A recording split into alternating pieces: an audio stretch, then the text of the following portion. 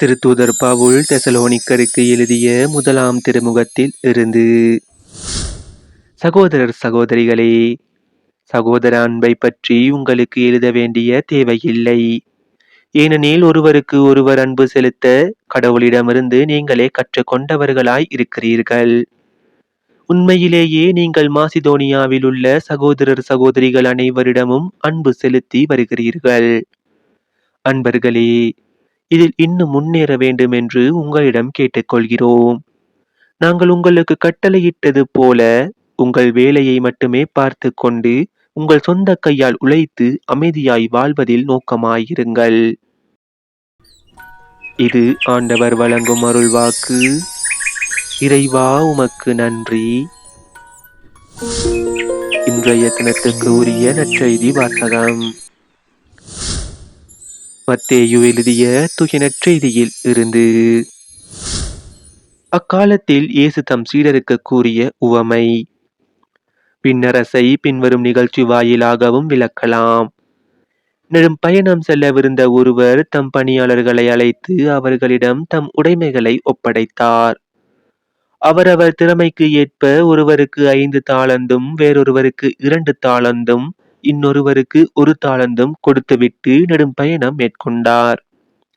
5 தாலத்தை பெற்றவர் போய் அவற்றை கொண்டு வாணிகம் செய்து வேறு 5 தாலந்து ஈட்டினார். அவ்வாறே 2 தாலந்து பெற்றவர் மேலும் 2 தாலந்து ஈட்டினார். 1 தாலந்து பெற்றவரோ போய் நிலத்தை தோண்டி தம் தலைவரின் பணத்தை புதைத்து வைத்தார். நெடுங்காலத்திற்கு பின் அந்த பணியாளர்களின் தலைவர் வந்து அவர்களிடம் கணக்கு கேட்டார். 5 தாலந்து பெற்றவர் அவரை அணுகி வேறு 5 தாலந்தை கொண்டு வந்து, ஐயா, 5 தாலந்தை என்னிடம் ஒப்படைத்தீர், இதோ பாரும், இன்னும் 5 தாலந்தை ஈட்டியுள்ளேன் என்றார். அதற்கு அவருடைய தலைவர் அவரிடம், நன்று, நம்பிக்கைக்கு உரிய நல்ல பணியாளரே, சிறிய பொறுப்புகளில் நம்பிக்கைக்கு உரியவராய் இருந்தீர், எனவே பெரிய பொறுப்புகளில் உம்மை அமர்த்துவேன். உம் தலைவனாகிய என் மகிழ்ச்சியில் நீரும் வந்து பங்கு கொள்ளும் என்றார். 2 தாலந்து பெற்றவரும் அவரை அணுகி, ஐயா, நீர் என்னிடம் 2 தாலந்து ஒப்படைத்தீர், இதோ பாரும், வேறு 2 தாலந்து ஈட்டியுள்ளேன் என்றார். அவருடைய தலைவர் அவரிடம், நன்று, நம்பிக்கைக்கு உரிய நல்ல பணியாளரே, சிறிய பொறுப்புகளில் நம்பிக்கைக்கு உரியவராய் இருந்தீர், எனவே பெரிய பொறுப்புகளில் உம்மை அமர்த்துவேன். உம் தலைவனாகிய என் மகிழ்ச்சியில் நீரும் வந்து பங்கு கொள்ளும் என்றார். 1 தாலந்தை பெற்றுக்கொண்டவரும் அவரை அணுகி, ஐயா, நீர் கடின உள்ளத்தினர், நீர் விதைக்காத இடத்திலும் போய் அறுவடை செய்பவர், நீர் தூவாத இடத்திலும் விளைச்சலை சேகரிப்பவர் என்பதை அறிவேன். உமக்கு அஞ்சியதால் நான் போய் உம்முடைய தாளந்தை நிலத்தில் புதைத்து வைத்தேன், இதோ பாரும், உம்முடையது என்றார்.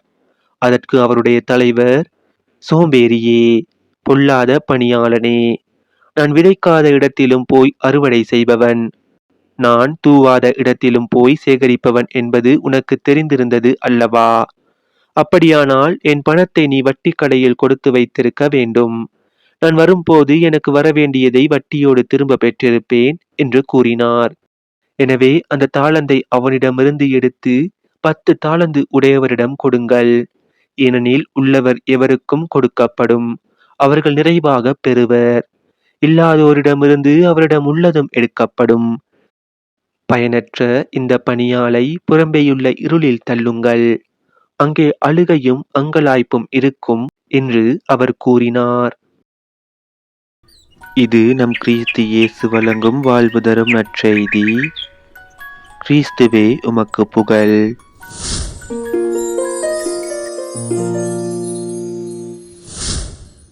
இன்றைய தினத்துக்குரிய சிந்தனை துளிகள். 1 தாலந்து பெற்ற பணியாளனின் தவறுகளாக தலைவரின் சொற்களிலேயே இயேசு இப்படி பட்டியலிடுகிறார். 1. சோம்பேறி. மற்ற இருவரும் உழைத்த போது இவன் உழைக்க முன்வரவில்லை. 2. பொல்லாத பணியாளன். உழைக்காததை நேர்மையோடு ஒத்துக்கொள்வதற்கு பதிலாக, நீர் கடின உள்ளத்தினர், விதைக்காத இடத்திலும் அறுவடை செய்பவர் என்று தலைவரையே குற்றப்படுத்தி பேசுகிறான். 3. பயனற்ற பணியாளன். அவரவர் திறமைக்கு ஏற்பத்தான் தாளந்துகள் கொடுக்கப்பட்டிருந்தன. எனவே இவன் திறமையில் குறைந்தவன். இருப்பினும் இருப்பதைக் கொண்டு குறைந்த அளவு கூட உழைக்காததால் பயனற்றவன் என்று அழைக்கப்படுகின்றான். இந்த 3 தவறுகளிலிருந்தும் நம்மை காத்துக் கொள்வோம்.